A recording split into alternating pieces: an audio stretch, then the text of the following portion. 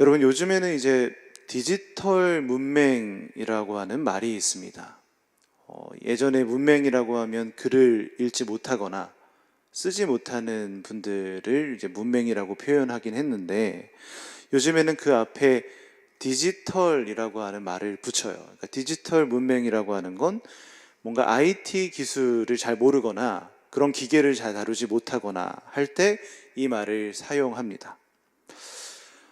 디지털 문맹률은 전체적으로 보면 그렇게 높지는 않지만, 나이를 나누어서 보면 65세 이상 정도 되는 분들 딱 가면 한 50% 정도가 디지털 문맹을 경험한다고 합니다. 그러니까 이제 나이가 들면 들수록 그 디지털 문맹에 대한 어떤 어려움을 많이 경험하게 된다는 거죠. 저는 이걸 이제 확 느낄 때가 언제냐면, 그 식당이나 카페에 갔을 때 종종 이런 거를 보게 될 때가 있거든요. 디지털 문맹을 경험하고 있냐 못하고 있냐를 딱 판가름할 수 있는 게 저는 키오스크 같다고 생각을 해요. 요즘 카페에 가보면은 키오스크 기계가 딱 문 앞에 있잖아요. 그래서 사람이 주문을 안 받고 기계에다가 주문을 이렇게 딱딱 합니다. 저도 이제 그런 카페나 식당에 들어가 보면 간혹 가다가 그 키오스크 기계 앞에서 막 이것저것 눌러보고, 근데 주문은 못하고 결제를 못하고 막 어려움을 겪고 있는 어르신들을 종종 보게 되거든요. 그래서 그런 분들 보면은 가서 이제 같이 주문을 도와드릴 때가 있어요. 제가 좀 같이 해드릴까요? 하면서 하게 되는데, 그러면 이제 도와드리면서 옆에서 그분들이 막 본물 터지듯이 이야기를 하시는 거죠. 아니, 저기 직원들이 다 있는데 그럼 와서 같이 주문을 받고 그럼 같이 나눠서 이렇게 쉽게 편하게 같이 하면 되지, 왜 이렇게 기계에다 하냐, 너무 어렵다, 이렇게 말씀을 하시는 거예요. 그렇게 말씀하실 때마다 제가 이렇게 말씀드리곤 했습니다. 이거 어르신, 이거 어렵지는 않아요. 이거 천천히 그림 보시면서 하나하나 눌러보시면은 충분히 하실 수 있고, 먹고 싶은 거 누르고 그 다음에 카드 꺼내셔서 결제 누르시고 카드 넣으시고 그러면 끝나거든요. 그러니까 너무 편하니까 한번 배워보세요, 이렇게 말씀을 드려봅니다. 그러면 꼭 그런 어르신들이 대답을 이렇게 주시더라고요. 우리는 이거 불편해서 못해. 거의 대부분 천천히 가르쳐드리고 천천히 알려드려도 불편해서 못한다고 손소리를 치시는 거죠. 이게 참 재미있는 상황이라고 생각이 듭니다. 키오스크라고 하는 것이 사실은 조금 불편함을 해소하려고 있는 기계고, 좀 더 사람들에게 편의성을 제공하기 위해서 있는 기계인데, 오히려 이런 것들이 어떤 분들에게는 어려움으로 다가올 수 있다는 생각을 하게 돼요. 이런 걸 보면서 새로움이라고 하는 것은 불편함과 맞닿아 있구나라는 생각을 하게 됩니다. 새로움이 올 때 불편함도 함께 오는 거죠. 진짜 그런 것 같습니다. 저도 새로운 전자제품을 살 때가 되면, 또 새로운 음식을 시도하게 될 때가 되면, 새로운 과목을 공부하게 될 때가 되면은 항상 그랬던 것 같아요. 적응하는 시간이 필요하고 배워야 하는 시간이 필요하고 그만큼의 시간을 투자해야 되고, 그리고 그게 어렵지 않고 익숙해질 때까지 반복해야 하는, 그래야 그제서야 그 새로움이 나의 것이 되는 것을 느낄 때가 많거든요. 그러니까 새로움이라고 하는 것은 자동적으로 불편함을 동반해서 오게 된다, 그 생각을 하게 됐어요. 자, 그럼 오늘 본문의 말씀으로 한번 다시 들어가 보시죠. 오늘 말씀은 사실 27절부터 시작하는 하나의 큰 덩어리입니다. 레위라고 하는 사람의 집에 예수님께서 가셨고, 거기에 많은 사람들이 모여 있었습니다. 그리고 그 안에서 사람들의 이런저런 여러 대화들이 쭉 이어져 있습니다. 많은 대화들이 나오지만 사실 하나의 주제를 가지고 이야기하고 있어요. 그것이 무엇이냐? 과연 어떻게 구원을 받느냐라고 하는 큰 주제를 가지고 각기 다른 이야기가 진행되고 있습니다. 자, 27절의 말씀을 한번 같이 읽어보겠습니다. 27절입니다. 읽겠습니다. 시작. 그 후에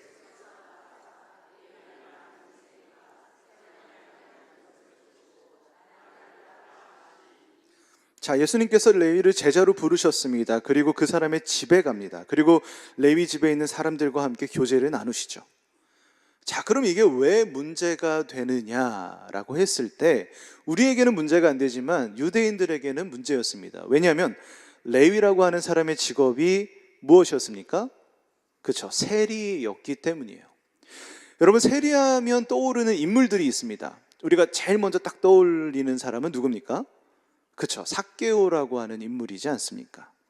삭개오도 레위도 세리였습니다. 그러니까 세금을 걷는 사람이었다는 거예요. 세리라고 하는 사람은 세금을 걷지만 동시에 유대인들에게 있어서는 죄인이라고 여겨지는 사람들이었습니다. 그들에 대한 정서적인 증오가 굉장히 컸어요. 세리는요, 같은 유대인이면서 유대인에게 세금을 걷는 사람이었습니다. 같은 유대인이면서 로마 편에 서서 일하는 사람이었어요. 같은 유대인이면서 유대인들의 돈을 뺏어서 나의 생계를 채워나가는 사람들이 세리였습니다. 그러니까 유대인들에게 있어서 좋은 사람이 될래야 될 수가 없었던 거예요. 마치 예를 들어서 우리가 일제강점기 시대 때 한국인이, 우리나라 사람이 만약 일본 경찰의 편에 서서 순사를 돕고 그들의 어떤 악행을 돕는 한국인이 있었다면 우리가 그 사람을 어떻게 봤을까? 아, 저 사람은 우리를 배신한 사람이다, 저 사람은 잘못한 사람이다 라고 다 손가락질하지 않겠습니까? 그러니까 로마 편에 서서 세금을 걷는 이 레위 또한 유대인들에게 있어서, 바리새인들에게 있어서 그러한 존재였다는 거예요. 자, 30절의 말씀을 한번 보시죠. 함께 읽겠습니다. 시작. 바리새인과 그들의 서기관들이 그 제자들을 비방하여 이르되,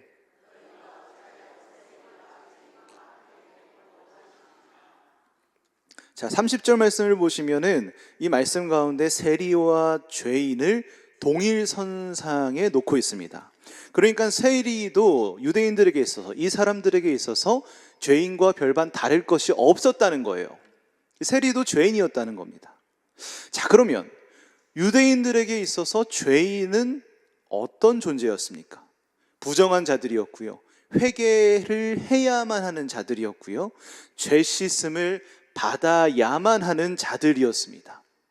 쉽게 말해서 이들은 죄인이면서 동시에 죄 씻음의 대상이 되는 존재였다는 거죠. 자, 여기까지 오면 이미 유대인들에게는 정답이 있습니다. 그것이 무엇입니까? 이 죄인들이 회개할 수 있고 죄 씻음 받을 수 있고 구원받을 수 있는 유일한 방법을 이미 유대인들은 갖고 있어요. 그건 바로 율법입니다. 그렇지 않습니까? 그들의 아버지로부터, 그들의 아버지의 아버지로부터, 그들의 아버지의 아버지의 아버지로부터 쭉 이어져 내려오던 그 율법을 그들은 가지고 있었고, 이 율법이 그들이 죄 씻음을 받을 수 있는, 구원을 받을 수 있는, 정결해질 수 있는 유일한 방법이었습니다. 이들은 이것에 대해서 전혀 의심하지 않고 집안 대대로, 민족 대대로 이것을 지켜내고 있었습니다. 그래서 죄 씻음이라고 하는 것은 이 율법을 얼마나 더 정확하게 잘 수행하냐, 이것이 죄 씻음을 판가름하는 것이지 다른 방법은 그들에게 없었다는 거예요. 유대 사회에서 이것은 왈가왈부할 만한 일도 아니었다는 뜻입니다. 당연한 일이었어요. 그런데 예수님께서 이 잔잔한 율법으로 가득한 호수 위에 새로운 돌을 집어서 던지십니다. 말씀을 한번 찾아보시죠. 32절 말씀 읽겠습니다. 32절입니다. 시작. 내가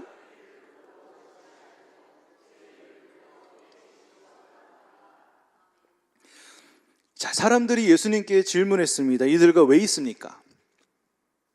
그러니까 예수님께서 자신이 세리와 죄인들과 함께 있는 이유, 목적을 여기서 밝히세요. 무엇이라고 하셨습니까? 나는 죄인을 불러 회개시키러 왔다고 하세요. 그러니까 예수님께서 회개라는 것과 어떤 이들을 죄 씻는 것들을 끄집어내시죠. 그런데 이야기를 한번 더 들여다볼까요? 33절, 34절 두 절의 말씀입니다. 함께 읽겠습니다. 시작. 그들이 예수께 말하되 요한의 제자는 자주 금식하며 기도하고 바리새인의 제자들도 또한 그리하되 당신의 제자들은 먹고 마시나이다. 예수께서 그들에게 이르시되 혼인집 손님들이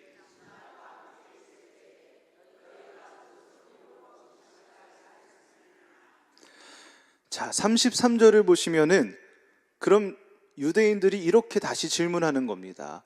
예수님이 그들을 불러서 회개시키려고 한다니까 사람들이 그러면 당신도 요한의 제자처럼 금식하고 기도하고 해야지 지금 당신들은 그냥 먹고 마시고 교제하고 있지 않습니까? 라고 말했어요. 그러자 34절에 예수님이 비유를 하나 드십니다. 뭐라고 하셨냐? 혼인집 손님들이 신랑과 함께 있을 때 왜 금식을 하냐는 거예요. 금식할 필요가 없다고 합니다. 여기서 신랑은 예수님 자기 자신을 의미해요. 그러니까 내가 이 잔치집의 신랑인 내가 여기에 있는데 손님인 이들이 왜 회개를 하냐, 왜 금식을 하냐는 거고요. 구원시킬 수 있는 내가 여기에 있는데, 죄를 씻어줄 수 있는 내가 여기에 있는데 이 사람들이 뭐하러 금식을 하냐, 왜 율법을 지켜야만 하느냐라고 반문하시는 거예요. 여러분, 이게 무슨 말입니까? 예수님께서 자신을 통해 구원을 베푸신다는 것을 이 말씀에서 드러내고 계시는 겁니다. 지금까지 한 번도, 단 한 번도 유대인들에게 듣지도 보지도 못한 새로운 복음, 그 구원의 방법을 지금 이 자리에서 말씀하고 계신 거예요. 유대인들에게 있어서 예수님의 이 말씀은 하나님께서 주시는 새로움이었습니다. 그런데 여러분, 당시에 이 말씀을 들었던 유대인이라고 우리가 생각을 해본다면 과연 어땠을까요? 이것들을 받아들이는 사람들의 마음은 어땠을까요? 매우 불편했을 겁니다.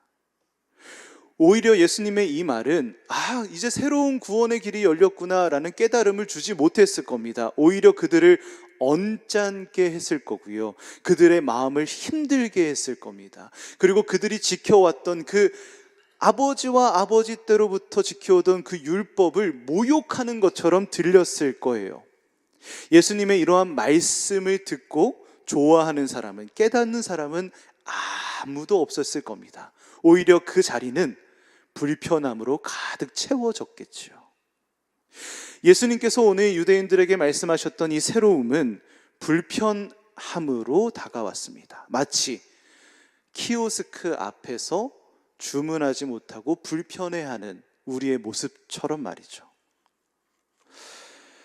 계속해서 말씀을 읽어보시죠. 우리가 오늘 읽었던 본문의 말씀 37절과 38절까지 한번 읽어보겠습니다. 한번 같이 읽어보겠습니다. 시작. 새 포도주를 낡은 가죽 부대에 넣는 자가 없나니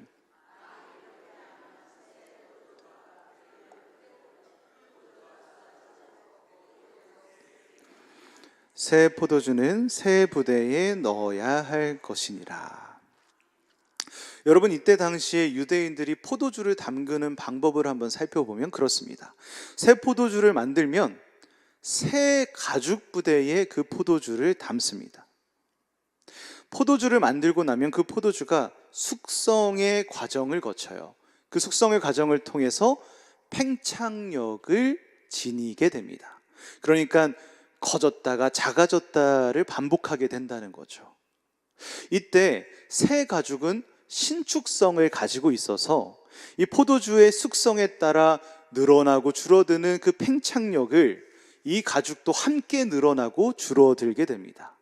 그러면서 결국 포도주의 숙성이 다 이루어졌을 때 이 가죽 부대 또한 이 포도주에 딱 맞는 가죽 부대가 됩니다. 그러니까 새 포도주를 새 부대에 넣는 거죠. 만약 이 새 포도주를 원래 우리가 사용하고 가지고 있던 낡은 부대에 넣게 된다면 어떻게 되겠습니까?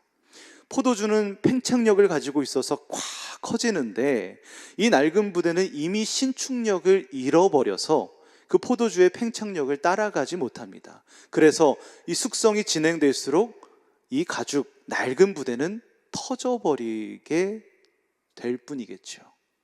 그래서 새 포도주를 새 부대에 넣으라고 하시는 거예요. 여기서 여러분, 새 포도주는 주님께서 우리에게 주시고 전해 주시는 복음입니다. 그리고 이 낡은 부대는 무엇입니까? 그 유대인들과 바리새인들이 꽉 쥐고 있던 율법이었습니다. 이 새 포도주는 그 은혜가 놀라워 가늠할 수 없습니다. 마치 늘어나는 팽창력을 지닌 포도주처럼 말이지요. 그 놀라운 포도주의 팽창력을 율법이라고 하는 낡은 부대에 담을 수가 없습니다. 담는 순간 그 율법은 터져버리고 포도주는 땅에 흘러버리고 말 거죠.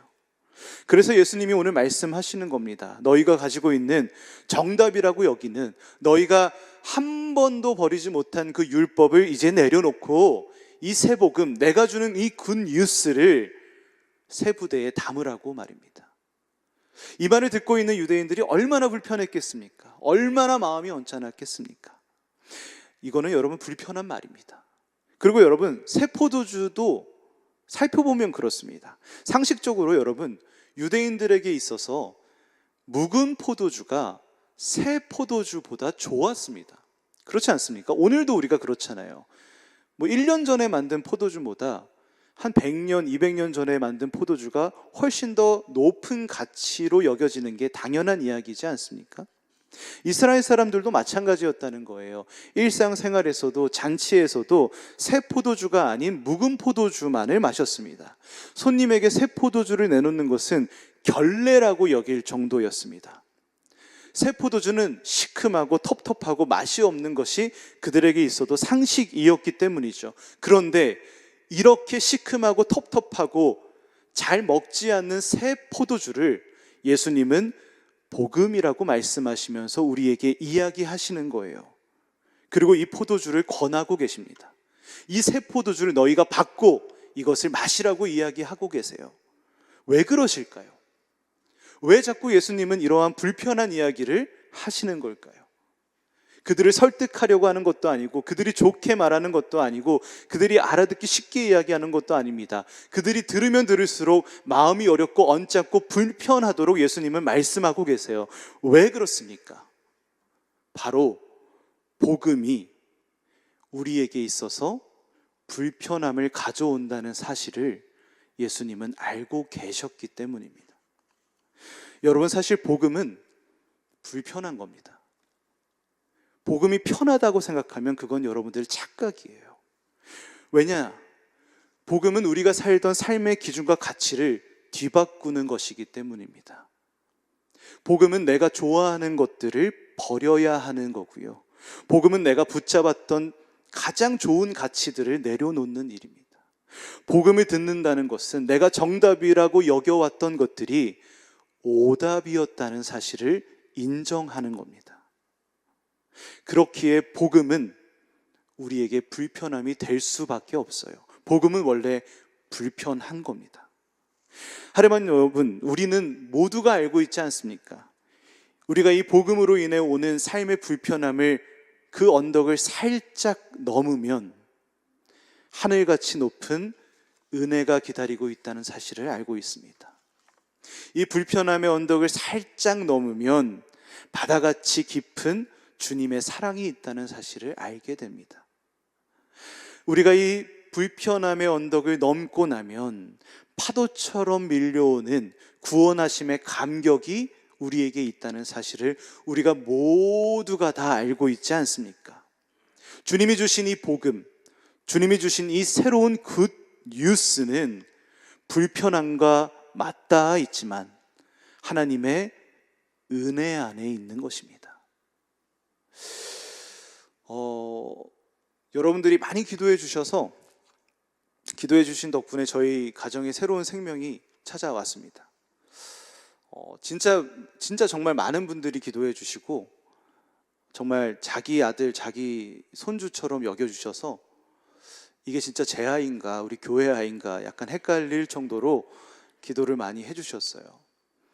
이제 어제 새벽에 아이가 태어나서 아이를 처음 이제 안는데 참 놀랍더라고요. 진짜 놀라운 일이었습니다. 근데 놀라움도 잠시였어요. 이 새 생명이 놀랍게 찾아왔는데 놀라운 어려움도 같이 찾아오더라고요.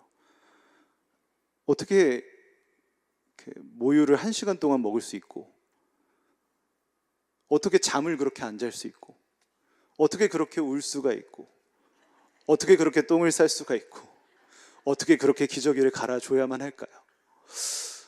이 아이가, 이 새 생명이 저희 가정에 찾아왔을 때 저희 가정, 저와 아내가 살아왔던 모든 삶의 스타일이 이제 뒤바뀔 거라는 예감이 확실하게 들었습니다.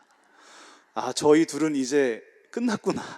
이렇게 살 수는 없겠구나. 그동안 해왔던 건 다 없어지겠구나.